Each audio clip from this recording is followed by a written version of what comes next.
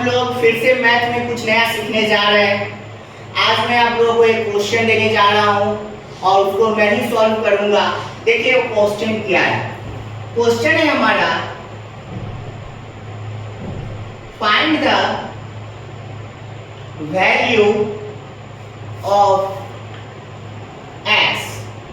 अब क्वेश्चन है x to the power 1/2 plus x to the power 1/4 is equal to 12।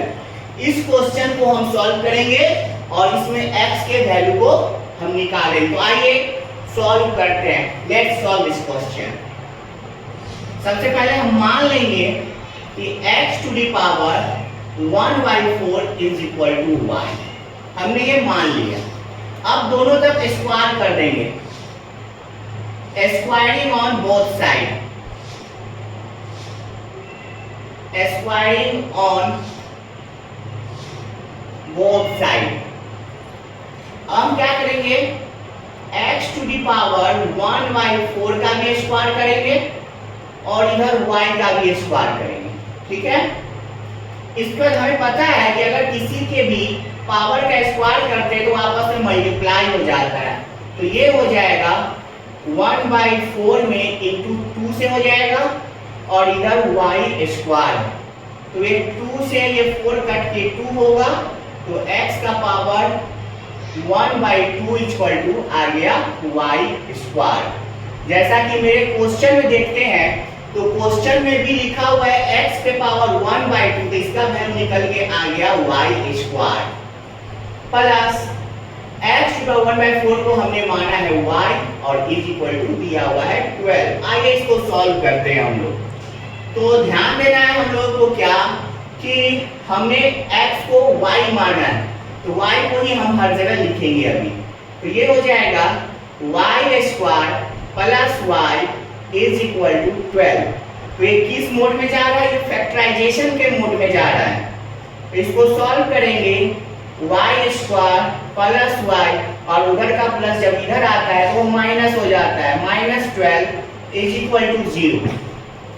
अब हमें इसका फैक्टराइजेशन करना है, क्योंकि y स्क्वायर का है कुछ नहीं है तो 1 है, अब 1 से 12 का मल्टीप्लाई होगा तो 12 होगा।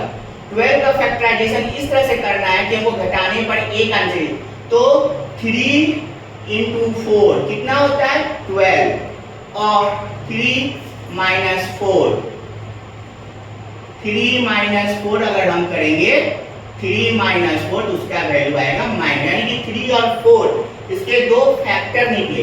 तो आइए हम इसको सॉल्व करते हैं। तो ये हो गया y स्क्वायर प्लस, यहाँ पे हम 4 के आगे y इसलिए देंगे क्योंकि y के आगे प्लस लगा हुआ है, यानी बड़ा वाला के आगे प्लस होगा और छोटा वाला के आगे माइनस इसलिए होगा क्योंकि c के आगे माइनस है। तो इसलिए एक फैक्टर प्लस में और एक फैक्टर माइनस में होना चाहिए।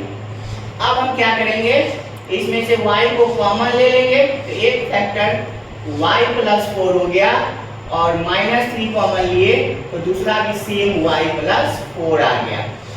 तो इसमें दो फैक्टर निकले, एक हो गया y + 4 और एक हो गया y - 3 इज इक्वल टू 0।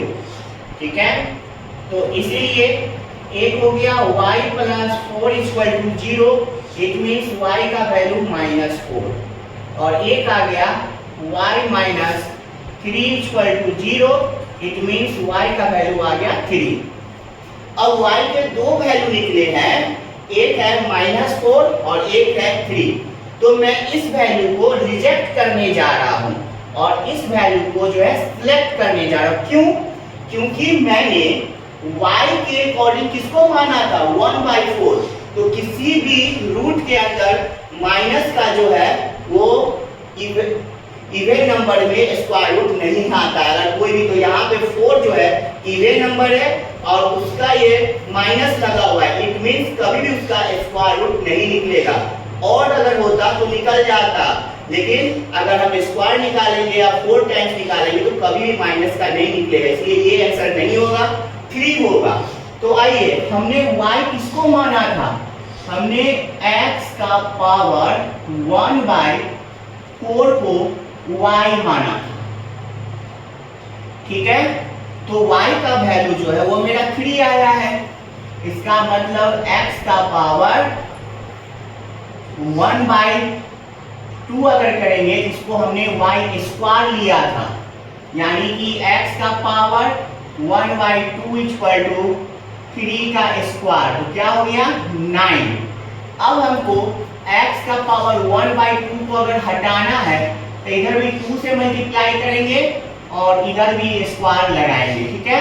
तो ये 2 से 2 कट गया, तो x इक्वल टू 9 का स्क्वायर होता है 81। देयरफॉर हमारा आंसर क्या आया, x इक्वल टू 81। ये आपका इस क्वेश्चन का सॉल्यूशन है। तो मैंने इस क्वेश्चन को सॉल्व कर दिया और आगे भी करता रहूंगा। इसके लिए आप मेरे चैनल सावित्री कॉमर्स क्लासेज को लाइक, शेयर एंड सब्सक्राइब करते रहिए और अपने क्वेश्चन कमेंट बॉक्स में डालते रहिए। मैं आपके प्रतिदिन के क्वेश्चन को सॉल्व करता रहूंगा। तब तक के लिए टेक केयर, बाय।